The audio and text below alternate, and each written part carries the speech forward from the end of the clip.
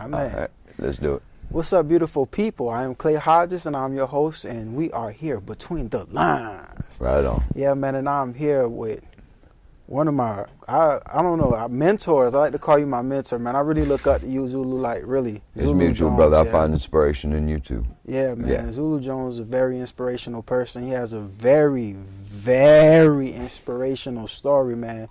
I'm talking about this guy's the epitome of like really fighting your demons and standing over them and defeating them.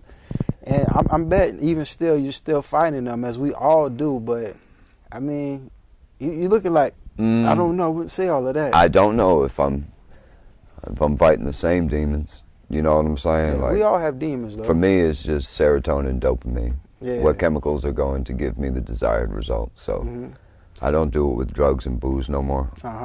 Do it with other stuff, but still, I'm just a slave to that as much as I am to sugar. Yeah, I understand, and I food. read that in the article. Yeah, that's like the root of all addiction is a desire for serotonin, dopamine. It's the same chemical that drives people to eat and have sex. Yeah, it is, and we're gonna get into that. Cool. But first, let's start talking about What you want to talk the about? genesis, man.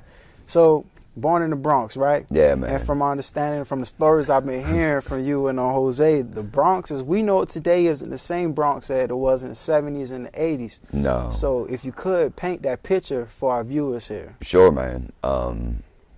It's the same cycle as poverty and racism that's always been inside anybody's metropolis from ancient times. And for 30 years, the city didn't invest in the Bronx because it was just a bunch of poor immigrants with brown skin and black people from the South.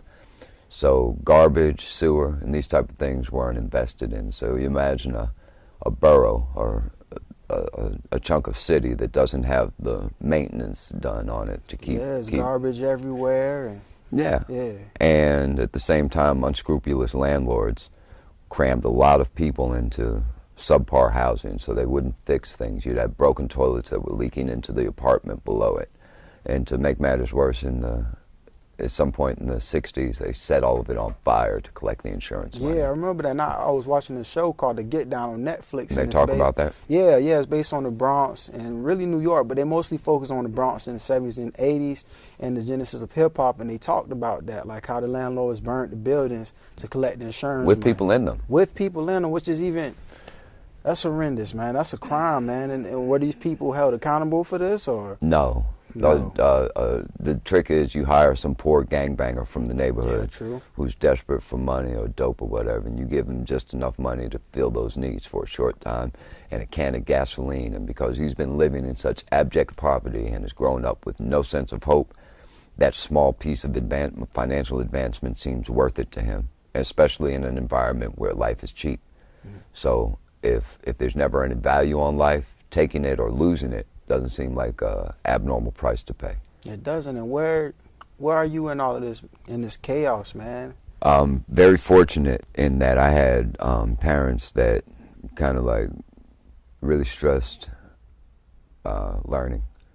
Like that's been the saving thing. Like there was a point in time there was no television in the house, so my entertainment came from reading. Reading books, books. Man, it just sharpened my mind.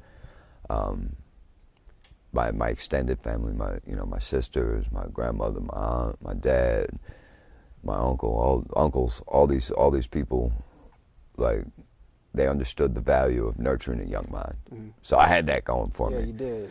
And so I'm going to these schools with educationally gifted kids, and I'm living in the middle of one of these hoods where you might get beat with a chain coming home from the store. That's crazy. The year I left New York, they set a boy on fire because he was Haitian, and there was discrimination against Haitians at the time because the rumor was that that's how AIDS was coming into the country. So the same way they were killing gay men, they were burning 10-year-old Haitian boys alive. And so there's this environment where life is very cheap. Yeah. And that's where I cut my teeth. Yeah. And when did you start making music? I can only imagine, like, you use that as a tool to kind of escape. One of my earliest memories is my mom sitting at the piano that was in her and my dad's bedroom. Yeah. And early in the morning playing the piano. And She was in a 15-piece West African band, so I used to go to rehearsals in the Oh, village. word. Yeah. So your mom's in a 15-piece African band. She played the keys, right? No, she was background vocalist. Oh, word. Yeah. Okay. And so I used to go sometimes to band rehearsals with her. You know, I was a 4 or 5 year old boy. They bought me a drum set and a guitar, and I tore all that shit to hell. But when I was like 13, I was really into Prince, and my mom sent me to the next door neighbor's house and was like, yo, check out Jimi Hendrix. And when I did, I hit my grandmother up like within a week, and it was like, yo, let me get that old guitar that you got. And the rest was history, huh? Yeah, the rest was a long, arduous journey with like various mentors and shit, man, until I landed myself in a position where I could do it. Yeah, like you are now. And we're going to get into that a little bit later. Right on. But what made you come to Savannah, man? I was reading the article that you did with Josh, and you were saying that you thought that Savannah was a place where cursed people go. Yeah, man. Yeah. Like when I first got here, okay, like I might be insane. I might be delusional. Like I'll take, that's a risk that I'll take. But anybody that lives here knows that there's a weird vibe here, a different energy here. So, like, when I first got to Savannah, I saw that Savannah has the capability to either bring out the best in you or amplify the worst in you. And what I saw here was a lot of, like, lingering curse of racism, of cronyism, of ism, schism, all this divisive shit, right? Yeah. And the people that inherit it are not like the creators of it. They're inheriting a corrupt system that's been around ever since Georgia's been Georgia. Mm-hmm. So coming from the outside, the evidence of this just smacked me in the face.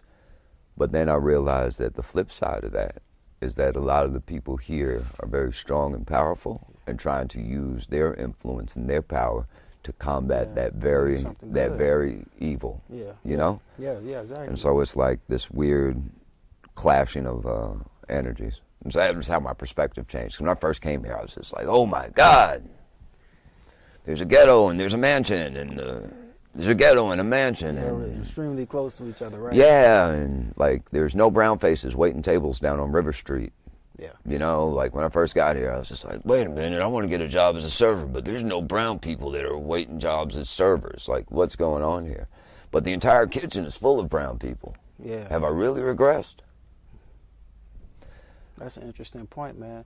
And I want to ask you, man, so you were homeless at one point in time. Like, how did that happen? Alcoholism, man. Alcoholism. Fuck yeah, man. Like, I took my first drink when I was 10 when my dad died, right? My mom. 10 years old. Yeah, man. Like my first one, like my first drink of liquor. I didn't keep drinking after that, but by the time I was 15, I was alcoholic. So I dropped out of high school,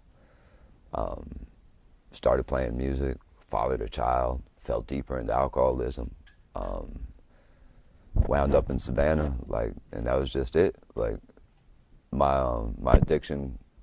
Like, this was the first time I was ever homeless. So my addiction finally caught up with me after 30 years.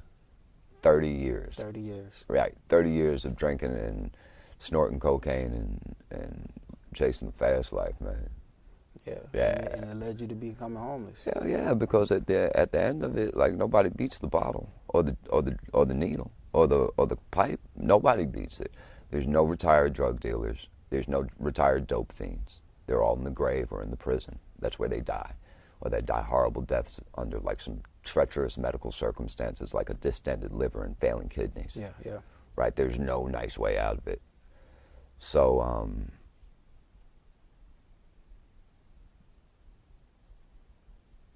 every alcoholic and every drug addict, if they don't arrest the continuation of their disease, will wind up in that position. And right before, like, my last days of drinking, like, I get stuck out on Tybee Island because, like, I just got so drunk I woke up in the sand dunes and with my guitar next to me, not, missing a shift at work at the Pink House. Losing that job over a drink. Right. And was that around the point where you decided that enough is enough? I need to do something. Oh no, I had to learn the hard way. I had to wind up sleeping in the rain inside a trash bag, stay dry with my guitar that wasn't in a case, and and stinking socks and a terrible amount of fear. So that was the moment. Well, I endured a short period of that. There's a few people in Savannah that have seen me drink. Yeah, but that was it. I went and got treatment after that. Where Sulphur Studios is now used to be the homeless authority. So I walked from River Street down there and like, yo, what do I do? And a series of events led me to get treatment in an outpatient treatment program over on 63rd Street, which I still recommend, you know. And at that point, it was like, that's when the decision came. Like, I'm either going to get everything I want or I'm going to die in the process. And that's real. Yeah, like, and that's real. Yeah, like, screw everything else. Like, I'm not going to lose. Yeah. Yeah. Lose, you haven't, man. You not yet. I ain't dead yet. You ain't. And you That'll be the day definitely winning right now. You guys, please drop a comment in the comment section and share it with us. Share us the time when someone crossed the line on you or you crossed the line on someone. It doesn't necessarily always have to be negative. It could be something good that happened and you crossed the line. But today, me and Xulu have something in common that we feel we've been crossed on. And I think that it's safe to say we speak for a lot of musicians and artists, you know, that make music in Savannah. We're not going to say any names. No. But because we're polite gentlemen. Yeah, because we're polite gentlemen. Yeah. But it's some music events and festivals that, you know, aren't too supportive of us. Yeah, there's there seems to be a conglomeration of entities that control the amount of exposure that local bands get to high traffic and international audiences, and the consistent pushing aside of local Savannah talent, along with the pay scale, is a real slap in the face when, if you look at the talent and music that's available in Savannah, it covers a wide spectrum. And it does. No matter what genre it is, there's some people that are really doing it. Exactly. That are really doing exactly. it, but only select genres are represented. So exactly. If you want to put on the screamo punk metal or the Americana alternative or the pop synth hipster music, right? You get promoted. You get these opportunities to play in front of these crowds that may take you somewhere else outside of Savannah or Chatham County. And at this point, 4 years into my music being based in Savannah, I can't say that I don't see this as a deliberate and just a deliberate omission of a certain segment of the Savannah music scene. Yeah. Like Knife was talking about this shit 3 years ago, man, saying, yo, these people, they won't put on a hip-hop artist, right? Exactly. At this festival that's supposed to represent all this different music. Me and you both got the same rejection letter today, and it was a copy and paste letter, which is like really disrespectful, I feel, to at least not talk to your local people. Like, yo, hey, so-and-so, I'm a real person that you've laid eyes on, and it just didn't work out this time, rather than the same copy and paste that everybody got with exactly, right? Man. Like, what I got to do? Exactly. What I got to do? What do we have to do? And the thing I don't understand is, like we talked about earlier, it's like how you can book people from all across the country, all across the world, but you can't book people in the same city that you're hosting the event in. But we're going to leave that there because we got more interview to go on. We're going to leave that right there. We're going to leave that on the other side of the line. And we're going to come back over. We're going to come back over and get back to you, man. Xulu Prophet, the band. Right. You guys just, I don't want to say a deal, but you guys got signed to a Boom One Records. Boom One Records, right? Yeah, it's a net label with international distribution. Yeah. And the credit for the song and for that happening, it all goes to my bandmate, Osheen Daly. Yes. You know what I'm saying? Like, he put all this together. He hit me up. He was like, yo, we're going to make this happen. And I was like, lead on. And Rhett Coleman is dope too, by the way. Thank you. Single is dope, by the way. Yes. Yeah, and so we kept all that local. You know what I'm saying? Like, the art was local. The only. Yeah. You know. The artwork is just crazy, man. The Statue of Liberty on the burning cross. It's like very controversial and very powerful. You guys are really making a statement. I hope it's the right one. And the song. I mean, speak your truth. You Well, speaking your truth, man. We're we in our own minds, I guess, we're just a bunch of barbarian heathen warlords with no masters who are trying to set the people free across the plains as we're riding, right? Yeah. So, my dialogue used to center about like what I'm feeling, but the reality of it is, and I think why that single is powerful, mm-hmm. and why the artwork is powerful with it, because it really goes together. Because Alfredo is part of our band. Dope. Yeah, he's dope, man. Yeah, and he worked for y'all too. We work for him too. Yeah. Don't let it. It's a mutual thing. But right now, right, you got people that are starting to realize the dialogue needs to be, I don't, my demographic is hurt, rather, but hey, look around, everybody else's demographic is getting jacked up too, right? True. And so if you start saying, well, stop mistreating me and stop mistreating my brother as well, because both of us are going to kick your ass, it eventually comes to be seen that there's more of us that want clean food, clean water, to be free of violence and to be able to raise our children peacefully. And our tax money not be used to send our sons and daughters to foreign lands to kill other people's sons and daughters over ideology and belief in this religion, race, and politics flim-flam that all of us are in. Yeah. And so that single right there encompasses that, because the Statue of Liberty and what this country was supposed to be on paper is not the reality of it. And so she might as well be dead and burning and shit, man, because soon we're going to have armed guards in the street. Land of slave. Yeah. Exactly. Yeah. And just real quick, we have a couple more minutes left, man. I just want you to tell the people, like, how do you feel, knowing the trials and tribulations that you live in your life, to being to the point where you are now? Is it almost like, I knew this would happen, or do you feel like you have so much further to go? Oh yeah, like we ain't done nothing yet, man. We had to start from -10. We're just at 0 now. Yeah. Now it's time to do our thing, right? I knew what was going to happen, right? Mm-hmm. I was either going to get what I wanted or I was going to die. I'm not dead yet, so I can keep grinding towards my goal. And like the only thing I want out of this is to be able to take care of my kid and leave her some land when I die, and to give me and my woman the kind of life we want, and to make sure that everybody that helped me get everything that I want gets everything they want. And if you ain't in my crew, then I ain't got no use for you. And that's real. And my last question I want to ask you, what advice would you give someone who would be in your shoes, or someone who's rock bottom, and they're looking for that little piece of inspiration to, help shift their paradigm? What a piece of advice could you give them? Divorce yourself from the idea of belief. Understand that the only answer is that you don't know, and bend your knee to nothing else other than your own life. No God, no man, no devil, no woman, no beast. Don't bend your knee to anything except your own life.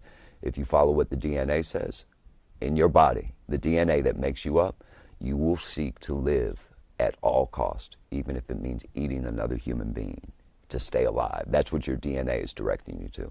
Anything that does not direct you to that is a broken mentality. It needs to be addressed truthfully and fixed, because it ain't about nothing but food and water.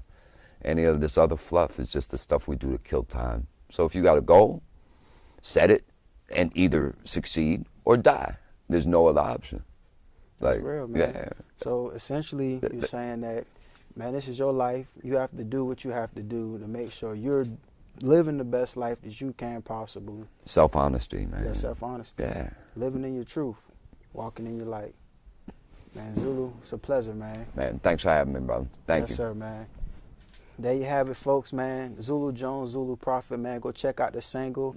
It is on Spotify, iTunes, Google Play. I was listening to it on Spotify. Right on. Yeah, we got the whole playlist. So we've got our September release, Ghost Bass, and the new single on there with the various remixes from Colonial Effects and Obama Bo, who is my guitar player. He's got a new album coming out next week, the sequel to his album, Love is a Gift. The gift that keeps giving. And that's a bet, man. We're going to be looking out for that. And you guys stay tuned. Thank you for viewing Between the Lines, and we'll see you next week. Heathens and trolls! Yeah.